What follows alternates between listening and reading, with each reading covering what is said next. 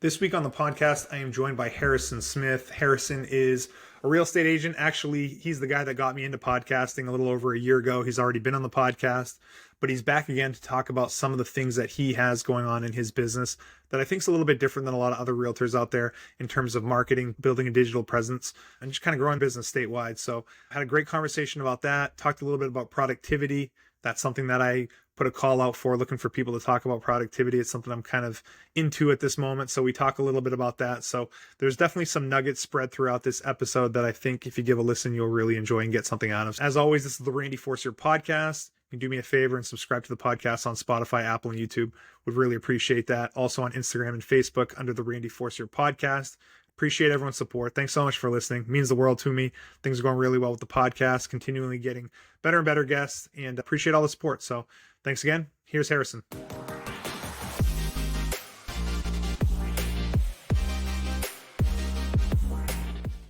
Harrison Smith, welcome back for round two. Thanks for having me, Randy. Glad to be back for round two. You were my third or fourth guest on the podcast, and here we are. This is going to be, I think, episode 60. Look at us, man. We're back. Wow. Well, it's a bit of a proud moment for me because I remember when you first talked about doing this, you and I got coffee a couple of times because I was doing a podcast and you were picking my brain about how to do it. And, I was like, just do it. Here's the tools I use. We're recording in the same thing that I use. And it's a proud moment for me to see you get to episode 60. And it's been great. I love your podcast. I listen every week. I do enjoy seeing all the different guests and topics you have. And it's nice to see you continuing to do it. I appreciate it, man. Yeah, and there's no doubt. When people ask me how I got started in podcasting, your name is the first thing that comes up. And all those tools that I use were things that you told me, and I still use them. And I've gone on to tell a dozen other people about all these tools and just kind of paying it forward and teaching people and spreading the podcast game out. Awesome. It's such a fun medium. It's, and if I know it seems scary, but once you do it, it is a lot of fun. And I do find it enjoyable, and it's nice to see other people doing it too. Yeah. Before I was on your podcast, it did seem that way to me. It seemed like lugging cameras around and microphones and all this stuff. And it's honestly like doing a Zoom meeting now, pressing a couple buttons. And so anyways, I love talking about podcasting. It's allowed me to connect with people I've never met before, have conversations I've never had before. So it's the fun part about doing it. So, well, I think that's one of the key points to this, Randy, is that like it is a great way to take some of the friction out of networking. Mm-hmm. You're offering to bring somebody on, talk about them, who doesn't love to talk about themselves, feature them, highlight them. And it's a lot of what we do on the real estate side too, which is continuing to put other people first, because that ultimately is how everybody ends up winning. Mm-hmm. I've asked some people to be on the podcast that I maybe thought they'd say no, but did say yes. And when you really think about it, it's just like, when do you really have an opportunity to talk about yourself, tell a story in a long form kind of way? And I think people enjoy doing that. I know that I certainly enjoy doing it. So, it's removed that barrier for me from asking people that I thought, there's no way this person would want to do the podcast, and said, I'm just going to ask them. And honestly, the sky's the limit. And as far as I'm concerned, getting people to come and just tell their story, share little nuggets they've learned about their business, about their life, and just having cool conversations. Yeah. Yeah. It's great. So want to have you back because we talked all about that podcasting stuff last time and all those tools, but I wanted to talk about what you're doing in your real estate business, because you're doing some stuff that's different from a lot of people that I'm working with. And I know you have big plans for moving forward. I want to talk to you about what that looks like as far as real estate goes for you. Yeah. So I think what's a little different about what we're doing, I'm not a salesperson. I'm not somebody who's going to try to outscript you or convince you to do something, or that's just not my approach. I'm a networker. I'm a relationship guy. I like to get to know people, know their story, figure out what they really need, and see how I can help. I'm not trying to force a solution on anybody. And I think that's where it's a little different, is that I'm not making a ton of cold calls and things like that. Like, I'm just working through my networking, seeing who I can help. And one of the best ways to do that has been video. Like we talked about podcasting. It's a way to take some of the friction out. So what I like to do, and what we've been doing, we've got 2 websites going right now. You can find, I would say, more of your kind of consumer, local person type facing stuff at exploremainelife.com. Yep. And then the other side of that is Maine Connects. And those two play together, because ultimately at exploremainelife.com, we're focusing on what are the best restaurants, what are the best amenities, what are the best places to go. We're trying to feature and highlight what makes this community so great. In Southern Maine itself, it's a community to itself. And then every town's its own little community. But we're focusing on what makes our communities so great. Yep. And that's kind of step one. That's explore Maine life. Here's the best place to get a burger. Here's the best place to get ribs. Here's the best place to, walk your dog, those sorts of things. Mhm. And then behind that, we bring in Maine Connects, which is really getting to know our business community. So it's talking to the small business owners. It's understanding their story. Why'd you open that restaurant? What's the story behind it? Why'd you name it that? What's fun and or challenging about operating a business in Maine? Yep. And trying to really share both sides of it, because in many cases, as well as I do, you walk into a local restaurant or store, 9 times out of 10, the owner is the person taking care of you behind the counter, but you Mhm. don't know that because you don't know them. Mhm. Now it's a chance to really bring these business owners forward, really share their stories, amplify their presence in the community, and help people really understand who are the people driving our local economy. So, focusing on Explore Maine Life, is there a YouTube component to this, or is all of the video content you provide on that website, Explore Maine Life? Yeah, so our strategy is really, it's a combination of video, digital, and social. So video drives it all. We're creating short form videos, we're creating long form videos, short form video being things like TikTok and Mhm. Reels, long form being, more like YouTube, your, 2 minute or longer type video. Mhm. So video drives it all. And then we use digital. So we have our websites where we publish all this stuff out, which gives people a chance to come in, see all of it. It's videos, it's blogs, it's additional articles and pieces of information about the community with an opt-in to get more information. We're not trying to sell you houses on this website. It's really a chance for you to come in, get our newsletter, sign up to find out when the next videos come out. So we do have kind of our own YouTube of sorts, but we also put this all on, it's on Facebook, it's on TikTok, it's on YouTube. Yep. It's everywhere. Yep. Ultimately, we're driving everybody back to our website where you can find everything easily. And if you want to learn more about the area, or you've got suggestions of places we should go, or you're a business owner that wants to be featured, you can connect with us right there. Yep. Yep. So, and then Maine Connects is the other side of things, like you said, where it's business focused. Are you tackling certain communities right now, or is this just statewide? Like, are you trying to focus on York County, Cumberland County communities, or you're just going to wherever you think makes the most sense? It's open. Honestly, we're looking for those, kind of our favorite things. So we're going to, first of all, kind of touching on where are our favorite places to go, hitting those first. Who are the people we know that we'd love to get featured here and putting them at the front of the line? And then after that, it's really from those videos, we get a lot of comments about, well, if you love that place, go check out this place. Okay, we'll go check out that place. So we'll go there next. Yep. So a little bit of that is consumer driven, tell us where you want us to go and we'll go. So it's not necessarily like a set plan or a set territory. We're really kind of like following the places we enjoy and following where people think we should go next. Yep. In the meantime, for example, Johnny Moe, my partner in this, was actually up in Waterville over the weekend. He's got family in that area. He grabbed a bunch of stuff up in Waterville because he was there. Yeah. I'm working on to grab some stuff here locally in Saco because I live in Biddeford, so it's easy to go to Saco and get stuff. Totally. So we're a little bit all over the place, really focusing on the things we love, but also just following where people think we should go next. So the ultimate goal though, is to get people interacting with your content, I don't want to say grabbing their information, but getting their contact information. Eventually these would be real estate potential clients for you at some point. Yeah. Yep. Yeah, it works. It works in two ways. So when people are, we all know in Maine, a lot of our home buyers come from out of state. Mm-hmm. And so if you don't live here, or maybe you haven't visited here in a while, like you've got a lot of questions. So our goal is to be the people that can answer those questions for them. So when they want to know best school systems, best neighborhoods, best restaurants, best whatever, they search on Google and they find us, and they begin to engage with our content. We become kind of their guide through the research phase. And then when they're ready to make a move, hopefully they ask us to help them, and that's great. And then locally, we're networking with these business owners, helping them out, trying to drive more activity in the community. And from that, by continuing to give first, and by continuing to help others out, and by continuing to be good stewards of our community, ultimately people that want to work with us, that have seen what we do and like what we do, will want to work with us. Yeah. Not everybody will, but some will. I like the idea of something I've talked about a lot in my business, that idea of giver's gain. You try to help as many people as you can. So yes, are you capturing people from out of state that are looking online to learn about Maine? Yes. But as you're promoting those business owners, you're building those relationships, you get it on that side too, eventually. But it all starts with that mindset of how can I help people, raise everyone up, and then, you get what you want in return. Exactly. And that's where you and I see things very similar. It's, I'm a big community guy. I love Biddeford. I love where I live. I love Saco. I love this whole area. And I want to see all these small business owners do well. And I'm okay helping them do well before it helps me do well. Because I think ultimately when our community is thriving and the small business environment is thriving and the economy is doing well and people are happy, it's a better place to live. So therefore the entire community wins. And from that, in the end, we all end up winning together. And I'm okay letting other people win before I do. Yep.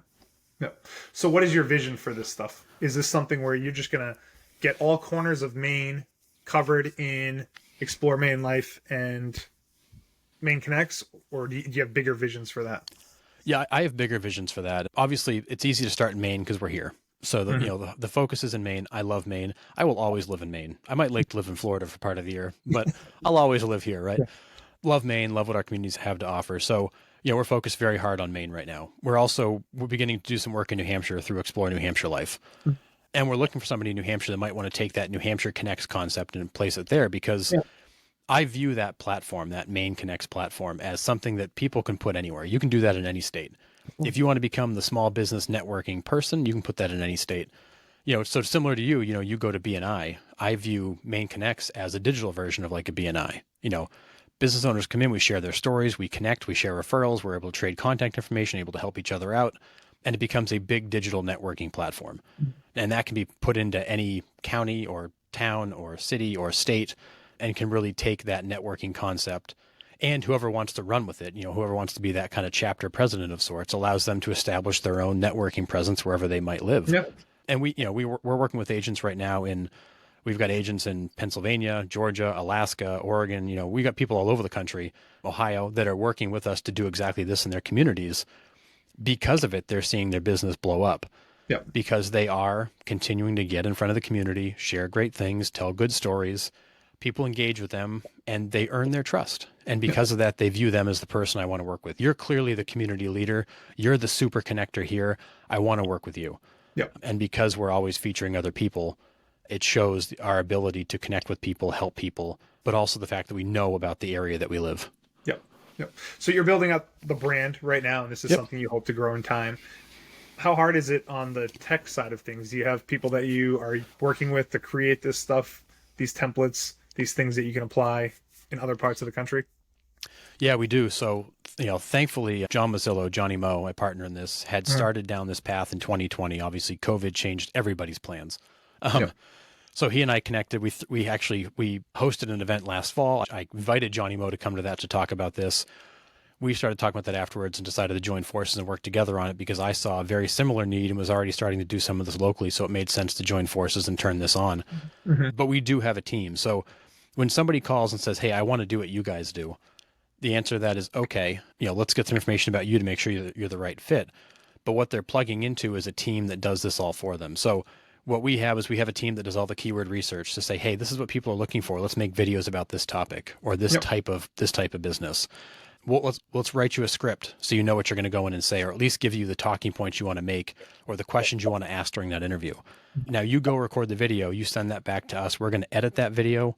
We're going to write optimized blogs. We're going to optimize the write-ups. We're going to distribute it on social media. We're going to put it on YouTube. We're going to put it on your website, and we're going to help you drive traffic to it so it's seen.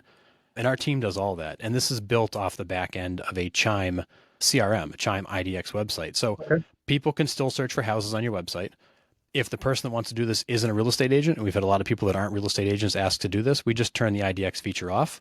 And you've still got a really great website where people can opt in for a newsletter or get more information and go into the CRM, and you continue to track them. But the technical backbone is built off of Chime. We have our own customized version of Chime that runs separately from kind of the standard corporate versions. Everything plugs into that, and then our team does all that work for the agent. So all the agent's got to do is show up, push record, and send it to us, and all the prep work and all the post production work is done for them. So besides the real estate side of your business, this is a business in itself. It is. Right. Yeah. It is 100%. It's a business in itself where it is, we have effectively a full scale production company, a media company that can help people with social media, YouTube, their own website hosting.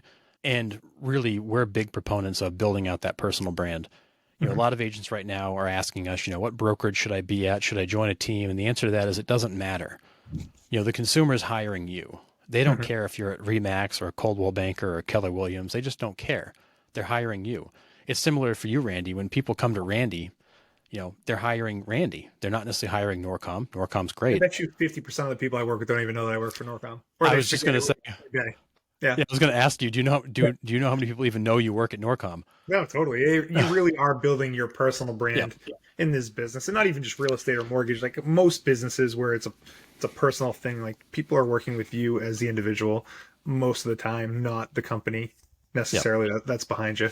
So Yeah. So it's really about how do you stand out? And this service allows agents around the country to stand out in their marketplace and mhm. get ranked on the first page of Google. So they're being ranked right there with Zillow. So who's the customer going to click? The generic Zillow portal or your super local content that answers their question? And Mhm. it's really about how do we make sure that we continue to put you in front of the eyes of the consumer, where they're looking. Because the consumer, when the consumer's thinking about buying a home, they start the research of that 6 months to a year before they do it. They're thinking about, what school district should we be in? What neighborhood should we target? What are the amenities like? And they go online to search for that. If you're the person providing that information, they're going to find you. And now you've caught them at the very beginning of the process and you become their guide all the way through the research phase. And they've been building a relationship with you all along that you didn't even know they were building because Mhm. you've been answering their questions from day one. Yeah, makes sense. What do you think has been your biggest challenge since you've done this? Has there been a challenge? Oh yeah, I mean, with anything, anytime you're starting or trying to grow and scale a business, there's challenges. And honestly, the biggest challenge it's how do you get the message in front of people? I think that a lot of agents are looking for this. They don't know that they're looking for this, and I say agents, but that could also be mortgage officers and title Mhm. reps and attorneys. A lot of small business owners are looking right now, what are the ways I can make myself different? How do I stand out in front of all this noise on social media and all this noise online and really differentiate myself from everybody else? And it's how do you get that message in front of somebody that, this works. Here's our results Mhm. in a way that makes them say, yeah, like I want to do that. And also understand that this is not like a done for you. I'm just going to push a button, sit back and let all this activity come in. People are used to paying Zillow and just waiting for the leads to roll in. You have to be an active participant in this and No. actually go make the videos and make those introductions. But I will say, when you call somebody and say, hey, I'd love to come in and film a video and feature your business in front of my audience online and give you a great marketing asset that you can use, you don't get a lot of no's when you make that Yeah, call. And it's a great way to start some relationships. totally. Yeah, why would you say no to that? If someone wants to profile your business, Right. share it online. I don't know what the downside is of that. Right. So, Right. And it tends to make that conversation go a lot easier. So I think the biggest thing is the country's big. There's a lot of people out there. It's just being able to get that message in front of the right people and continue to be able to share with them what this means and how it can impact their business. yeah, awesome. How have you seen things in the business at this point in 2023? And any thoughts on the market? I mean, the market's good. I mean, there are there are closings happening every day. There's a lot of activity in the marketplace. There's a lot of buyers that are still trying to buy homes. There's a lot of sellers that are selling homes and earning a lot of equity upon that sale. In some cases, for some people, I've seen them be able to double the value of their home in a 3 or 4 year span, and that can be life changing. When you make that kind of investment 3 or 4 years ago, sell it for twice that, you know, and put that difference in your pocket to either move into your next phase of life or into wherever it needs to go. And it can be life changing. So I would say market's good, still very active. We need a lot more homes to sell, please. If you're thinking about selling, now is absolutely the time because it is very, very active. But, there's no crash coming. The economics don't support it. I Yeah, saw a report come out the other day that MBT Bank had published in conjunction with some other banks that was showing that nationally we're about 4 million housing units short of what we need.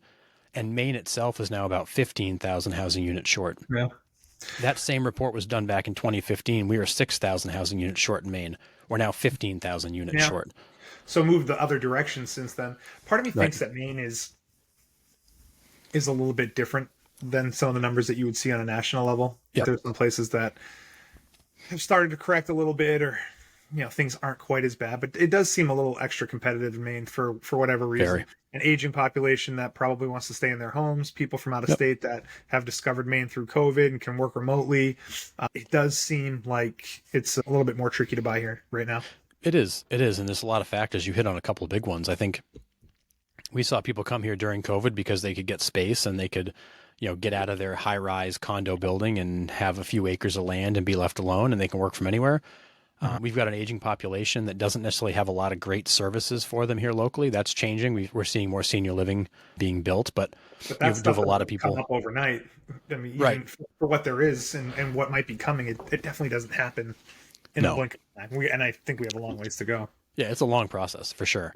But you also have the effects of short-term rentals. You've got a lot of people. We've always been a big second home market, but now you're also seeing a lot of people convert single-family homes in your traditional neighborhoods into short-term rentals that we never saw that before. Yeah. And that also affects our supply. And then, we continue to see second home buyers that are up here buying homes and that's the nature of it. And then I think the last factor here is that the process to build and develop in Maine is hard. Mm-hmm. Materials are more expensive because you're so far from the source in many cases. Our labor pool is small. We don't have a ton of contractors, and there's groups trying to help fix that, but you don't have a lot of options. And the development process in Maine is slow, and it's long and it's tedious because you have a lot of approvals and DEP and state approvals, and it's just not easy to build. So Yeah. there's a lot of factors here that are going to prevent us from changing the supply situation for quite a few years. Yeah. And I think the other thing that is more my world than yours is just the interest rate market right now, where it doesn't necessarily affect. I mean, it affects buyers. Buyers don't like the fact that they're paying Sure. 7% interest rates versus the 3.5% a year ago. But what I've come to understand over the past 6 months is that rates affect sellers more than it affects the buyers. It's stopping all these people that otherwise would have sold, and I don't want to say forcing them to stay in their home, but it's really putting a lot of pressure on them to stay in their home as opposed to Right. selling and creating the inventory that we need to move the market. And they're putting that new addition on, finishing their basement, they're finishing their kitchen, they're making their house work for them into the next phase of their life, whatever that is, whether it's having kids or downsizing or, so until the rates come down, I think there's another pressure beyond the things that we just talked about. And hopefully that happens before long, but it's something that hasn't happened till this point in the middle of the year.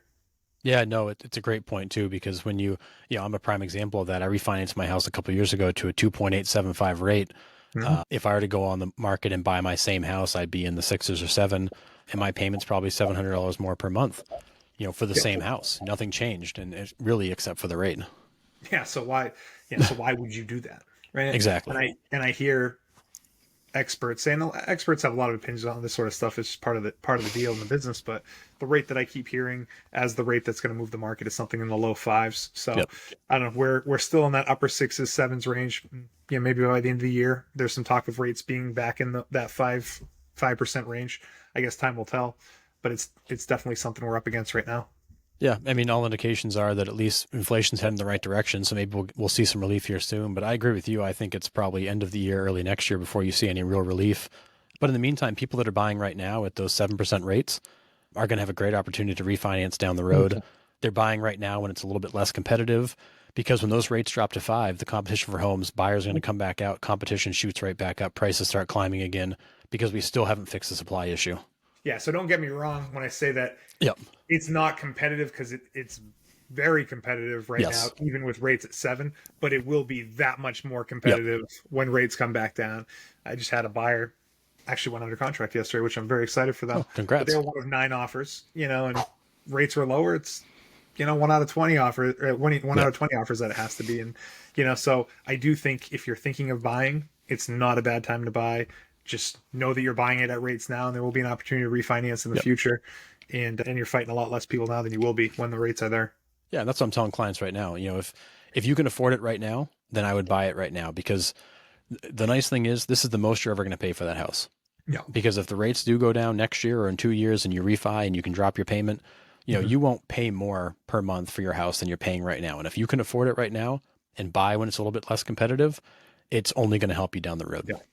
Yeah, absolutely. And I do feel like we've hit the ceiling of what rates are going to do. Hey, the world's a crazy place. There's a lot of moving parts, a lot of crazy stuff can happen, but we've seen that rates have kind of stopped at that 7% range. Yep. That ceiling stuff is sorted out, right? Inflation's coming down, waiting to kind of figure out what the Fed does with rate hikes. But I think the idea of rates going to 10% or something like that, I think we don't have to necessarily worry about that. It's more just kind of trading in this flat range moving forward, and when are they going to come down from here? So yeah, and I think for consumers, the two good things to know are, it appears that rates are probably at the highest point they're going to be at, so it should only get better from here. and that there is not any indication of there being a real estate market collapse. Sales are down only because inventory is down. It's not because people aren't buying homes. Yeah. Yeah. So, even if there was mass layoffs and job loss, there would still be enough people to support the supply that we have for real estate right now, no doubt. And people have great equity in their homes. If something in their life were to happen, they could easily sell their house, cash out the equity, and be able to solve whatever problem they've got. Yeah. Yeah. No doubt.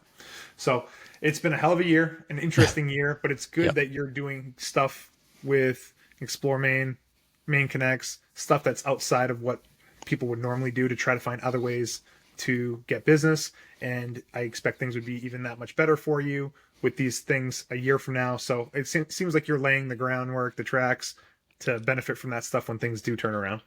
Yeah, the nice thing with, when you look at traditional prospecting, the traditional prospecting that we do is it's good for that moment in time. Mm-hmm. When you're building a video archive and library and a digital presence, people find those videos forever. I got a call a month or so ago from somebody looking to buy an investment property in Old Orchard Beach that found me from a video I made a year ago.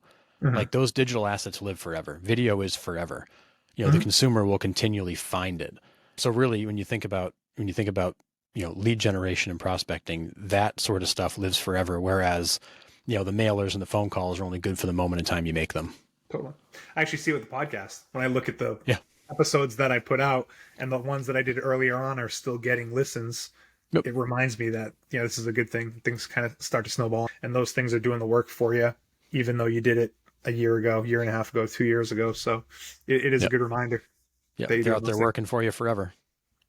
I did want to talk to you a little bit about productivity because I put a little bit of a request out a few weeks back looking for someone to do a whole podcast about productivity on. It's probably a little bit of a tricky topic to discuss, but how important is productivity to you in your business? Is that something that you're very aware of? Are you trying to maximize your time? And what are your thoughts on that? Yeah, no, it's hugely important to me. I invest in or own and operate a number of businesses here locally. I got a lot of competing priorities and things that need to get done. So for me, being able to manage that all, clear priorities, and be able to keep myself on track is very, very important. Otherwise, I could easily get lost in the noise and spend my whole day just busy, but not really getting anything done. Yeah. Now, is there any special tools that you have? Are you very old school in how you manage your time? What does that look like for you? Yeah, so I've tried a lot of different tools. I've tried the, time block everything, put it on your calendar. I've tried the task list with all the subtasks, like the Monday.com approach. But what I've found, and it worked for me way back in college, is I create for myself each week a weekly success list. Mm-hmm. And those are the things I have to do this week before I can consider the week complete. Now, what I don't do is I don't schedule every single one of them, because what I find is things happen. And if you schedule to do something at 2:00 today and a family thing comes up, or there's a business need, or there are some days you just maybe don't have your A game. Mm-hmm. When you miss that time, now you feel like you're playing catch up. Oh, I got to get all these other things done on top of that. And then it becomes like overwhelming. So what happens? You just don't do anything. You're not sure what to do. There's too much to do. So you don't do it. So I basically create myself as a success list every week, and it's the stuff I have to do. But the nice thing is I can do it during the week when I want to do it. So if I want to just like heavily stack Monday and Tuesday and knock all those things out, awesome. The rest of the week is my time to focus on the other things that I want to be doing. If I get off to a slow start, well, Friday might be a really busy day getting caught up on everything, but I now know the things I have to do before the week closes out to say I had a good week. Do you go old school, handwritten note on the side of your desk? Are there any? There you go. Literally, I keep a notebook in front of me. So I have my success list, then I have like the other stuff that comes up during the week. And Johnny Moe's got it. He calls them rhythms, and I like it's a prettier way to say what I do. But there are certain things every week we have to do. We have to do certain things within our businesses every week to make sure that they run, to make sure they continue to grow. And then you got all the other stuff on top of that, kind of your project type stuff that you've got to do. But the hard part is sometimes scheduling all that isn't easy, or the calendar looks overwhelming. Give yourself a little flexibility, fit it in where you can, where it makes sense. And if you're having a good week, front load it, get it all done. If you're having a tough week, push some of it out. Maybe some of it carries into the weekend. But way back in my days in distribution, we had a saying, it's a week's worth of work in a week. Mhm. You have to close down the week. You have to say the week is done, the door is shut, I got it all done. Because what ends up happening is if you keep carrying stuff over week after week after week, you never make that progress you want, but you also just make next week harder because Yep. you're trying to catch up on what you didn't get done this past week. I do know that feeling. I do know that feeling of things carrying on. I actually have a written to-do list similar to that. I mean, you call it a success list, but I mean, for me, it's just my weekly to-do list. But Yeah. there are things that kind of continually go on there from week to week. I Mm-hmm. actually hate seeing them on there. So trying to find the right thing that works for me. But yeah, I don't love it when things kind of carry over from week to week. Yeah, and So what I find is if I've got something that's been on that list that I'm trying to carry over for like the second or third week and I'm struggling to do, then I begin to ask the question of should I be doing this? mhm. Like if I don't feel like it's important enough to do it, then is it really important enough to stay on the list?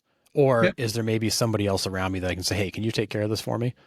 Because maybe I'm not the right person to do it. But I do, to your point, I kind of monitor what's on that list and I monitor the things that I consistently or always seem to do last. And I Mhm. just question, like, should I still be doing that? Yeah.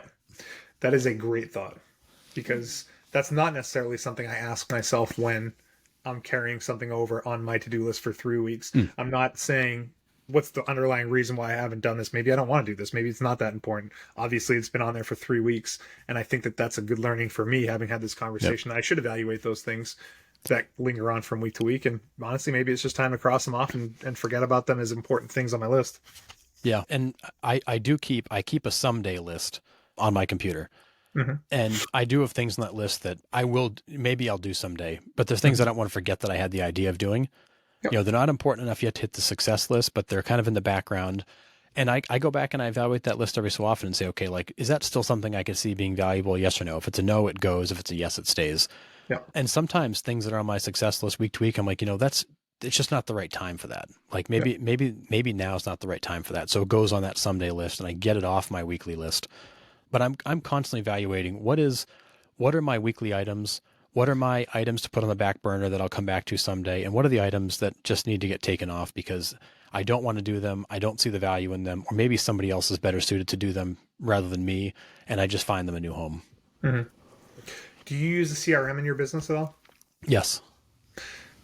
How do you intertwine that with your success list? Like for me, I look at the CRM as kind of a separate list of, so I should take a step back. My Mhm. CRM produces a list for me on a daily basis of things that I need to do in Yep. terms of loan stuff, follow up with people that may have been interested in buying a home in the past, birthdays, loan anniversaries, all that sort of stuff. So outside of my weekly list, that's a little bit more higher level. I also get a list of people that I need to reach out to on a daily basis. Does your CRM do anything like that? Do you use it that way if it does or no? Yes. Yeah, absolutely. So I've got the CRM set in a way where it's reminding me of the people that, new people that have come in that need to be contacted, people that have been in my database need to be contacted, and then also just kind of the random follow-ups that need to happen Mhm. throughout the week or, question I got to get back to. But one thing I've been doing that's helped me is that I do more of my communication kind of in mass style. So kind of mass communication where like I'm sending out things about the market and I'm sending out videos about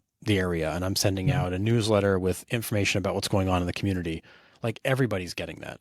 Mhm. So what that allows me to do is it makes sure the people that need to hear from me or they haven't heard from me in a little while consistently hear from me, No. even if it wasn't necessarily like that specific call that I was supposed to make. Like at least there's a consistent cadence that they're seeing stuff from me Yeah. so they don't forget about me. And then the special stuff like, birthday cards and anniversaries and stuff like that, on my success list is kind of my key follow-ups. Yeah. And that list just kind of gets kind of like attached to that success item. And I go down and take care of those items. Yeah. Because I do think that's very important. Yeah. And yeah, I talk to new people in the business and new agents, and at least from my point of view, having a solid database where you have reminders for those sort of things, and you know what the last conversation was like with someone, and the next time Yep. I talk to them is I think that that's very important, as opposed to just flying by the seat of my pants and just not knowing any of these things. I know some people do operate that way, and it's not necessarily the way that works for me. But I guess that's the thing too. You have to find Yep. out what works for you because it doesn't matter if you have all that stuff in the CRM, but if you don't know how to use it or it's just not your thing, then it's just kind of a waste anyways. So Yeah. a little bit of a balance. I did a live stream a few weeks back with Cynthia Castillo. She's out of Vegas. She Mhm. is I would say kind of like a CRM efficiency utilization expert. She meets with people and helps them understand like how best to maximize their CRMs. And a lot of the thing we do a lot of similar things with how we tag people and leave notes and have kind of standard communication set up in kind of that mass communication style. There's constantly things they're seeing, but also there's personalization to that. There's a lot that can be done with your CRM, and I'm a huge believer in the power of a CRM because Mhm. I'm a relationship guy. Like I want to continue to nurture that relationship. I want to talk to people. I want to know how you're doing. I want to know what things are or how things are going in your life. CRM's key to that, Yep. but it's also making sure you set it up correctly, and that's a topic that I'm very passionate about because I like too many times we build a relationship and then we don't nurture it, and then we can't figure out why it didn't go anywhere. The Yeah. nurturing component is so important to make sure that you don't let that meeting or that the conversations you've had just kind of die right where they were when there really was a chance to build a mutually beneficial relationship. Yeah.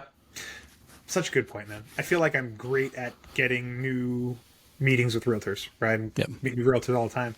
But then what's that next interaction, phone call, Right. meeting? Like, how do you provide value, right? Because I think I'm the type of person that wants to provide value in any relationship, and I'm sure you're that way too. So it's 100%. like, sometimes that's a roadblock to reaching back out or taking it to that next level. But it Yep. is something that I think a lot of us could do better on.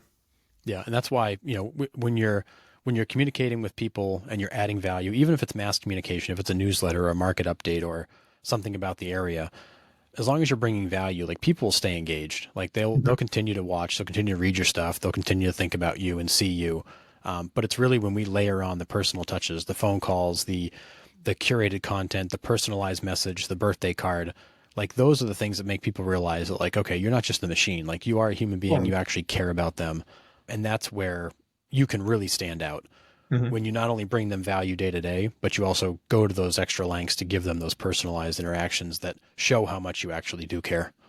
It's funny how it happens all the time, man. I reach out to people on their birthdays, anniversary when they bought their home. People I haven't talked to in years. I mean, it just Yep. happened last week. I wished someone a happy birthday, and he responded. He's like, "Hey, I want to buy a new house. I'm so glad you reached out." And it's like, it's like, I mean, maybe he would have reached out to me anyways, but maybe he wouldn't have. And Yep. wished him a happy birthday, and I got that response, and now we're kind of going through that whole process of buying another home. But I looked at my notes in my CRM, and he bought a home in 2016. That was 7 years ago, Yep. So, and I'm sure we've talked since then occasionally, but like if I wasn't doing that on a regular basis, that business is probably going somewhere else. Yep. Yeah. No. And I coach and train a lot of agents around this area and around the country, and that's the one thing I always remind them is the fact that when you stop selling and start caring and listening, like Mhm. that's when this business becomes A, fun, but B, it also begins to work. Mhm. When you actually go into a conversation genuinely curious, really wanting to know how they're doing, how you can help them, what's going on in their life, people remember that. People don't remember what you said. They remember how you made them feel. And because of those interactions, like when the time comes, you make those calls, you check in on people, and that's this kind of stuff that happens. Like, oh yeah, by the way, I was thinking about you, or oh yeah, I need to do this. I'm glad you reached out. But because you stop selling and you just show people you care, those opportunities are going to come to you. They're going to come to you naturally. Yeah. Great advice. Well, listen, man, why don't we call it good there? Excited about all the stuff that you got going on. Why don't you share again where the best way for people to find those things are? Yeah, so if you're interested in some of the best places in the area to get a burger or find barbecue, you can go to exploremainlife.com. We also have a Facebook page, YouTube page. You can find us there too. If you're interested in what we're doing on the business networking side, you can look up Maine Connects. There's a Facebook page. There's also a website. Maine Connects is new. We've got our first few interviews done. And we're going to be continuing to look for other people in the community that want to be part of that want to be featured and be interviewed. And if you're a small business owner listening to this and you're in Maine or in New Hampshire, we'd love to talk to you. Reach out. Let us know who you are. Let us know where you are. We'd love to come in, feature your business, talk to you, and continue to spread some of the love to all of our local small businesses. Awesome. Thanks, man. Excited to see this grow. So appreciate you taking the time to come and talk. We've got to figure out what round 3 is going to be about, but Yeah. we got some time. So Yeah. Always appreciate the time and the support, Randy. awesome. Thanks, bud. We'll be in touch.